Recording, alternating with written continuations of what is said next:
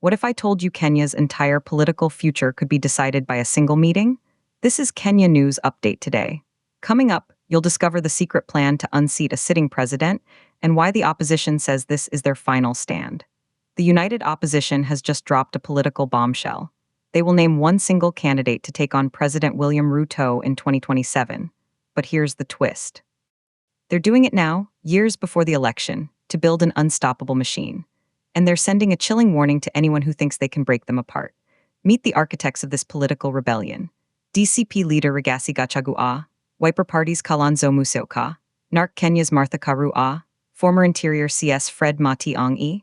They all gathered at Ufungamano House in Nairobi for a national delegates conference that felt more like a war council. Their mission? Deny President Ruto a second term. Their strategy? Absolute unbreakable unity. Gachagua declared personal and party sacrifices would be made, but here's what nobody's talking about. The recent attack on Gachagua at a church in Othaya, the opposition leaders didn't just condemn it, they announced legal proceedings against those involved. They called it an assault on democracy itself. This isn't just politics anymore, this is personal. And then, Kalonzo Musyoka revealed the next phase, a national forum for all candidates in the one-term movement. But the real game changer? A massive, nationwide push for voter registration. Kalonzo knows expanding the voter roll is the key to victory. More voters, more power. Collective planning to eliminate the divisions that have doomed them before. But wait, there are already whispers of internal rifts, cracks in the coalition. Former CS Fred Matiang'i leaned into the microphone with a message for the doubters. For anyone who's betting on our differences, you will lose your bet.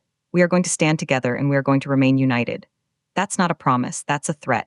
Martha Karua framed this not as political convenience, but as a principled crusade, restoring constitutionalism, demanding accountability, better governance. It's a shared vision binding them together.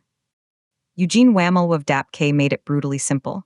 Unity is not optional, it's an imperative. Only one candidate will be fronted. Splitting the vote is not an option. The stakes, the future of Kenya. And then, former Attorney General Justin Muturi delivered the line that will echo through history. History will judge us not by what we said, but by whether we rose when the nation needed us most. That's the quotable moment, the rallying cry. But here's the part that will blow your mind. They plan to unveil their single presidential flag bearer right after the DCP's National Delegates Conference.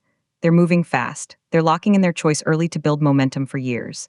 This is a marathon, not a sprint, and they're already on the track. So what does this mean for Kenya? Some see a united front finally capable of real change. Others see a desperate coalition of rivals destined to collapse under its own weight.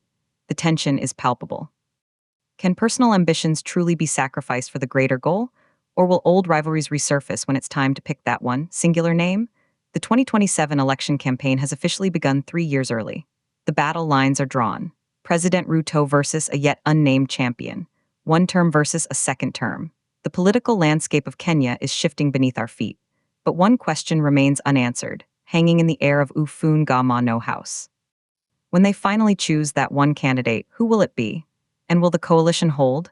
Do you think a united opposition can defeat President Ruto in 2027? Or is this unity destined to fracture? Drop your take in the comments.